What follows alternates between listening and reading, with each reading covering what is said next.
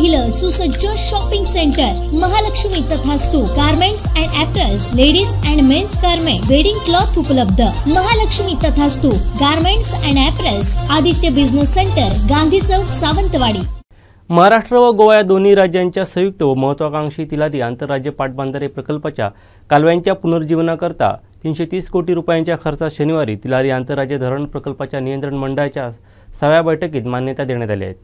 मुंबईत झालेल्या बैठकीत हा महत्त्वपूर्ण निर्णय घेण्यात आला. या बैठकीस मुख्यमंत्री एकनाथ शिंदे, गोव्याचे मुख्यमंत्री डॉक्टर प्रमोद सावंत, उपमुख्यमंत्री तथा जलसंपदा मंत्री देवेंद्र फडणवीस, गोव्याचे जलसंपदा मंत्री सुभाष शिरोडकर यांच्या प्रमुख उपस्थितीत सह्याद्री राज्य अतिथीगृह येथेही महत्त्वपूर्ण बैठक झाली. आपले विचार एक आहेत, त्यामुळे गोवा आणि महाराष्ट्राच्या हितासाठी आपण एकत्र येऊन खूप काही करू शकतो असा विश्वास मुख्यमंत्री एकनाथ शिंदे यांनी व्यक्त केला.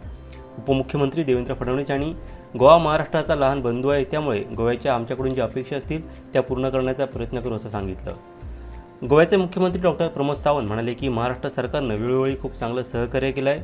पाणी या विषयाबरोबरच सर्व क्षेत्रात यापुढे असं सहकार्य लाभेल असा विश्वास आहे. तिलारी प्रकल्पासाठी महाराष्ट्र सरकारकडून मिळत असलेल्या सहकार्याबद्दल त्यांनी आभारही मानले.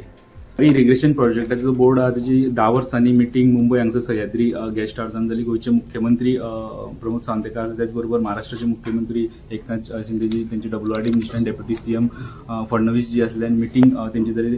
महाराष्ट्र CM कडल्यान जाणून घेवया मिटींगे झाली, पण अतिशय पॉझिटिव्ह मिटींग झाली. आणि गोवा आणि महाराष्ट्राच्या आपले गोव्याचे मुख्यमंत्री आणि त्यांचे जलसंपदा मंत्री, आमचे डेप्युटी CM आणि जलसंपदा मंत्री यांची बैठक झाली. सगळे अधिकारी होते. अतिशय खेळीमेळीच्या वातावरणामध्ये बैठक झाली. कॅनल दुरुस्ती आणि PAPचा विषय होता आणि कुठलेही काही सगळे विषय पॉझिटिव्हली एकमताने चर्चाही झाली आणि निर्णय झाले. शेवटी गोवा आणि महाराष्ट्र आम्ही भाऊच राज्य आहेत, त्यामुळे कुठलेही डिस्प्यूट नाही आणि सगळे विषय आज अतिशय खेळीमेळीच्या वातावरणामध्ये सकारात्मक दृष्टीने सुटलेले आहेत. तिलारीचा हाईट वगैरे वाढण्यावर ते डिटेल स्टडी करण्याच्या सूचना दिलेल्या आहेत त्याच्या बाबतीमध्ये.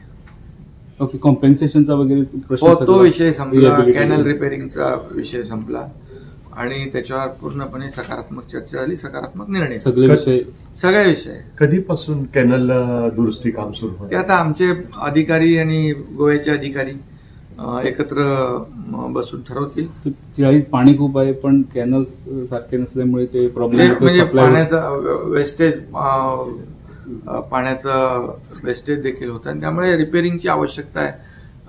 त्याच्यावर चर्चा झालेली आहे आणि नक्कीच वार फुटिंगवर काम होईल. ओके, आणखी सर एक वेगळा प्रश्न. कर्नाटकात काँग्रेस सरकार आलं. अरे जाऊ दे, माधेबद्दलचा माधे ट्रायब्युनल केस आहे, त्यामध्ये स्ट्रॅटेजी बदलणार का? आता आम्ही गोवा आणि महाराष्ट्र बरोबर काय ते बरोबर लढणार. Thank you sir.